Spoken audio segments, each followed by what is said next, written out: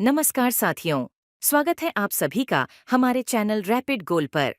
आज हम बात करेंगे लोकसभा स्पीकर के चयन की प्रक्रिया के बारे में। स्पीकर का पद लोकतंत्र के महत्वपूर्ण स्तंभों में से एक है। आइए जानें कैसे चुना जाता है हमारा लोकसभा स्पीकर। स्पीकर का मुख्य कार्य सदन की कार्यवाही को सुचारू रूप से चलाना होता है।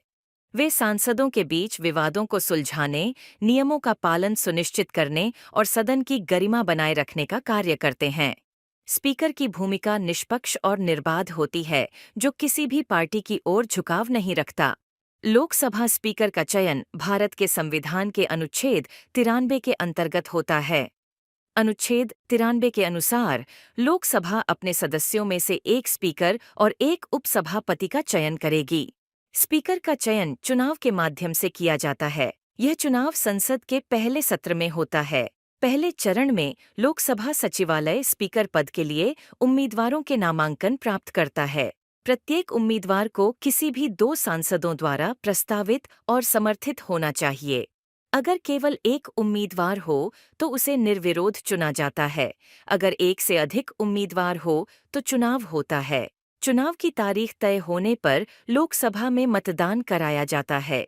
मतदान प्रक्रिया गुप्त होती है और प्रत्येक सांसद अपनी पसंद के उम्मीदवार को वोट देता है। जिस उम्मीदवार को सबसे अधिक मत प्राप्त होते हैं, वह स्पीकर चुना जाता है।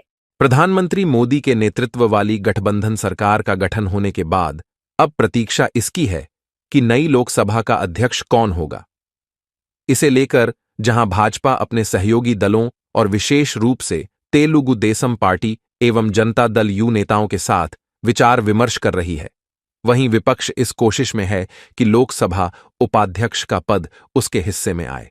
चूंकि इस बार उसका संख्या बल अधिक है, इसलिए वह लोकसभा उपाध्यक्ष पद पाने के लिए हर संभव कोशिश कर रहा है। कुछ विपक्षी नेताओं ने यह भी कहा है कि यदि सत्ता पक्ष लोकसभा उपाध्यक्ष पद विपक्ष को देने के लिए तैयार नहीं होता, तो उसकी ओर से अध्यक्ष पद के लिए भी अपना उम्मीदवार खड़ा किया जा सकता है। यदि ऐसा होता है तो ऐसा पहली बार होगा जब इस पद के लिए चुनाव होगा। विपक्षी दलों के नेता तेलुगु देसम पार्टी और जनता दल यू को यह नसीहत भी देने में लगे हुए हैं कि लोकसभा अध्यक्ष पद के लिए उनमें से किसी को अपनी दावेदारी पेश करनी चाहिए।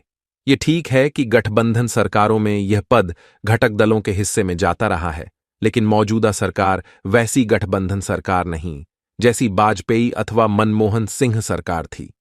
इन गठबंधन सरकारों के मुकाबले वर्तमान सरकार की स्थिति इसलिए अलग है क्योंकि भाजपा बहुमत से पीछे रहने के बाद भी संख्याबल में मजबूत है।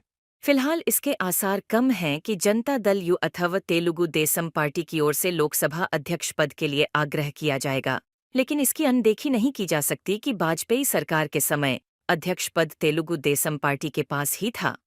वाजपेयी सरकार एक वोट से इसीलिए गिरी थी क्योंकि तत्कालीन लोकसभा अध्यक्ष ने ओडिशा के मुख्यमंत्री पद की शपथ ले चुके कांग्रेस सांसद गिरधर गौमांग को इस आधार पर सदन की कार्यवाही में भाग लेने की अनुमति दे दी थी कि उन्होंने लोकसभा की सदस्यता नहीं छोड़ी थी।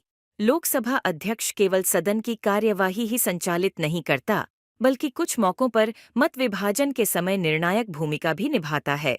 सदस्यों को उनके कदाचरण के लिए दंडित करने और दल बदल की स्थिति में उन्हें अयोग्य ठहराने का फैसला भी वही करता है। सभी संसदीय मामलों में उसका निर्णय अंतिम होने के कारण इस पद की महत्ता बढ़ जाती है। उचित यह होगा कि लोकसभा अध्यक्ष एवं उपाध्यक्ष पद को लेकर पक्ष प्रतिपक्ष में कोई सहमति कायम हो। सदन के सुचारू रूप से संचालन के लिए यह आवश्यक है। इससे भी आवश्यक यह है कि जो भी अध्यक्ष बने वह दलगत राजनीति से ऊपर उठकर कार्य करे। उसे निष्पक्ष होना ही नहीं चाहिए, बल्कि दिखना भी चाहिए। ध्यान रहे कि जब जब ऐसा नहीं होता, तभी सत्ता पक्ष और विपक्ष के बीच विवाद पैदा होते हैं।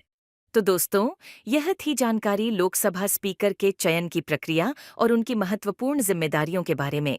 अगर आपको हमारा वीडियो पसंद आया हो तो इसे लाइक करें, शेयर करें और हमारे चैनल को सब्सक्राइब करना न भूलें। अगली बार हम आपके लिए और भी रोचक जानकारियां लेकर आएंगे। तब तक के लिए धन्यवाद और जय हिंद।